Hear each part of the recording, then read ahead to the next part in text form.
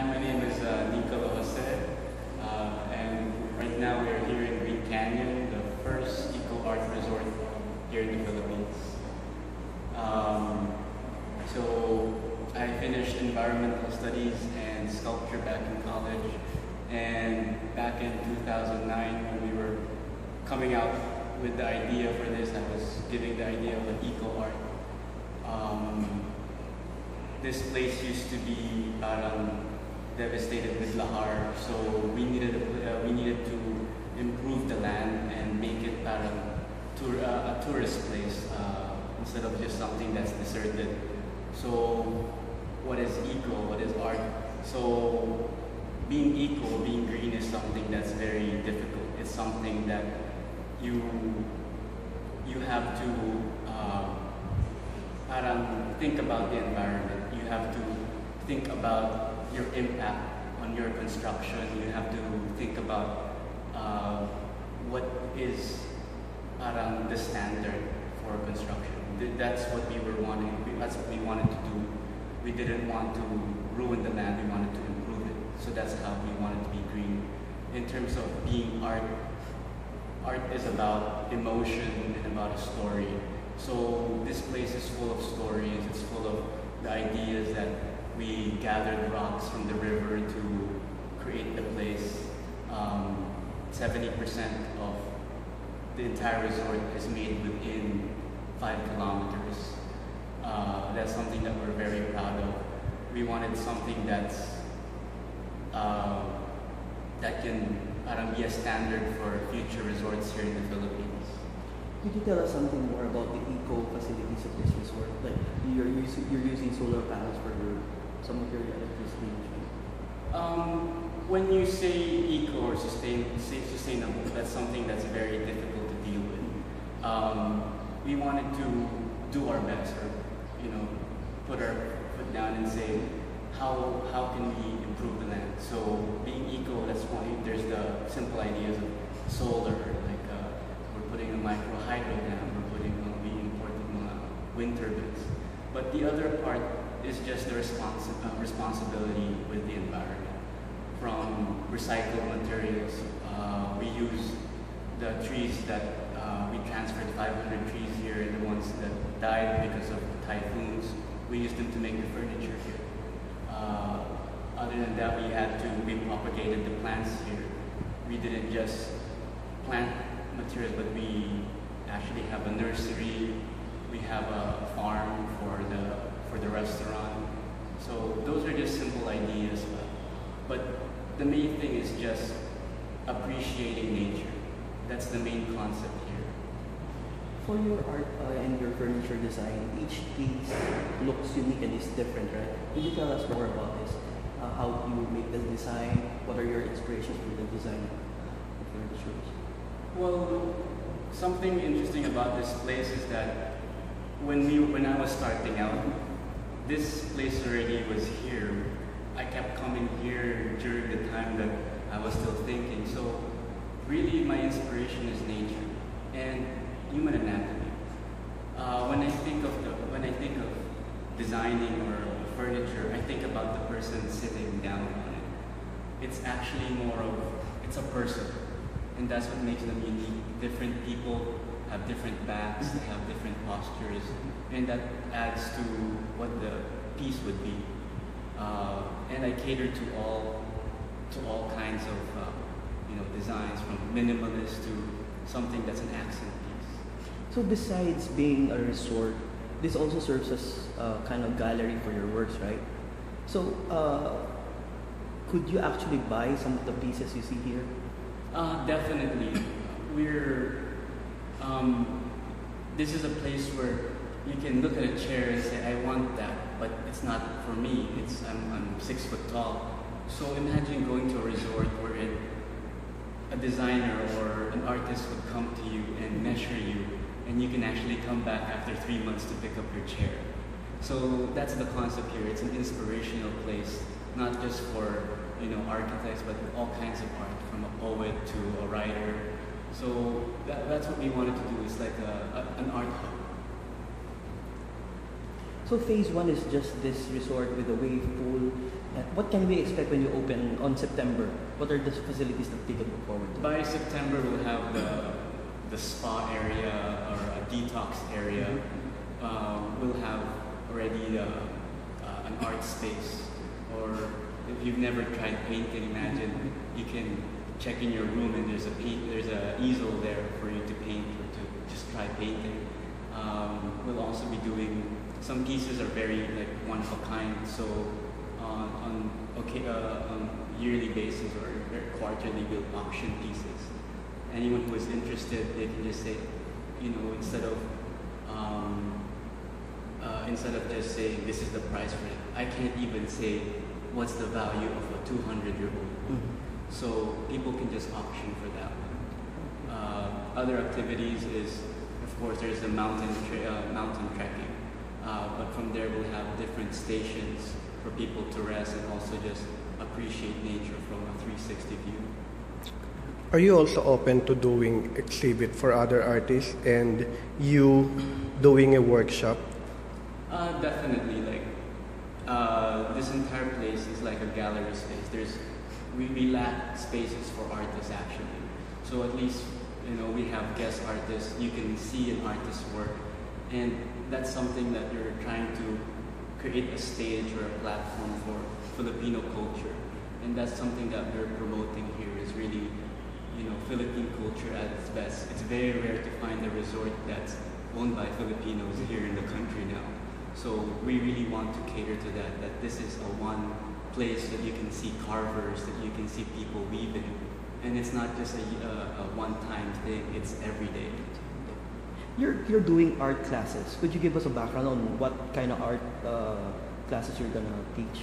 I wanted something more of an expression art. There's a difference, or there's a healing process when it comes to painting in nature. So that's something that I want to promote here, is for people to paint outdoors, to look at a flower and just focus on that.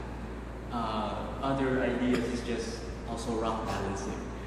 Rock balancing. There's a meditation process in trying to balance a rock. You need two hands, not just one, to turn it around, to focus on it and look at the story behind it.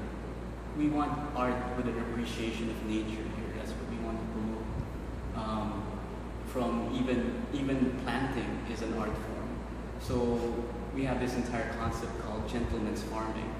That's planting, but then the produce goes to someone else, and that person who harvests it will plant again.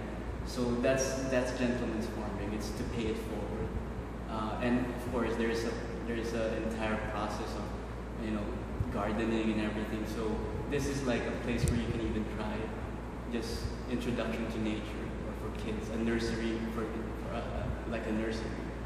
Sir, what's the first piece that you've done and what's the story behind that? First of all, when I was starting, I didn't know that I was going to make furniture. My background is stage carpentry. I did that for 4 years while I was in college. That was my side job. And my first piece actually was in college. The very first piece was a plywood sofa made from the scrap wood of the stage. And I was trying to fix my dorm room, like a small dorm room. So it was actually the entire room. I had the bunk bed, and underneath was the couch, and then the TV was suspended from the bunk bed, and I had a bookshelf. All of that was in a small corner. That was my first piece. When I came back to the Philippines, I had to study Philippine wood. So the first piece I ever did was a 7-foot giant chair, 7 feet by 4 feet by 5 feet. It was kind of like a birthday gift to myself. And I told myself, if I can make this chair, I can make anything. It's almost an impossible concept. It was made out of 4,000 different kinds of, 4,000 pieces, but it's made out of 30 different kinds of wood, Filipino wood. When did you realize that you can make a career out of this? I never thought that I could make a career out of this. I just kept making, or I was more true to the art form.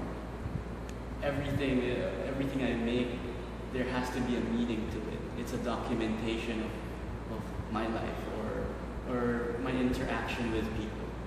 So, when I started with sculpture before, and then I tried painting, and then when I was trying to make my studio, I started making furniture for myself first.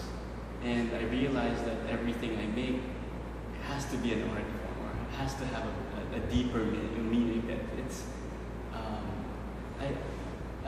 it's more of you're contributing to Philippine culture. What you're doing is, this could be part of history. This chair could be part of history.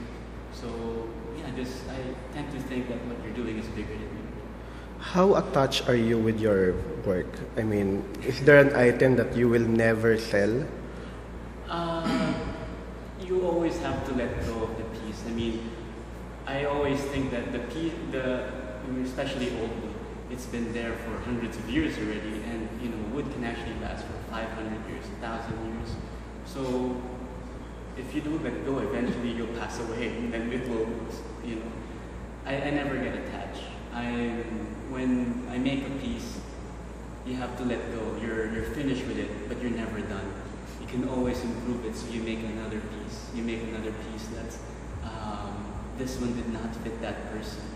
So the art form is making it. It's not the finished product, but the process of it. How do you challenge yourself from one piece to another? I don't want to say it's challenging. It's a lifestyle. Making the piece or being an artist is a lifestyle. Anybody can make an art piece, but not everybody can be an artist. You can make a chair, but how can you make it different from other designers? And for me, it's really, it's a never-ending process. That there's always something to change. Everyone has different tastes. So I cater to those different tastes and different genres, and that itself is very challenging. And also finding more about the properties of wood.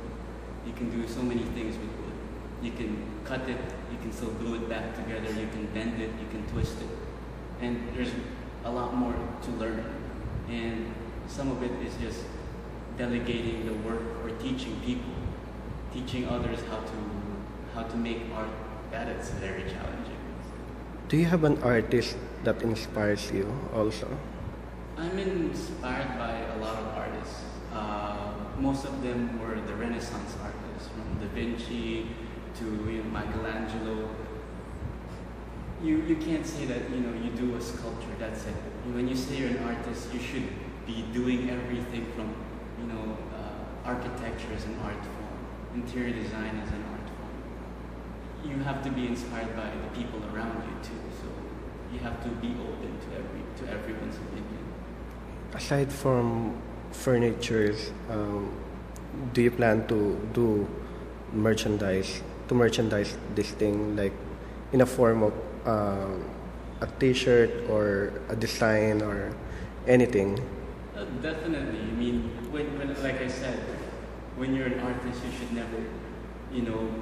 never just focus on one thing. I'm where I am now because people have given me suggestions. Can you make a door? Yes, I can make a door. I don't know how, but I'll learn how for you. Can you make a skateboard? Sure, I'll make a skateboard. Can you give me a skateboard first for me to study? So yeah, I have ideas from jewelry making to even wooden handbags. It's endless. You shouldn't just stop and say, I can only make this. As my mom would say, just say yes and you figure it out later, or you learn. I mean, that's the whole thing. Life is about a learning process. What would you say is the mark of a Nico Jose artwork or a Nico Jose art piece or creation?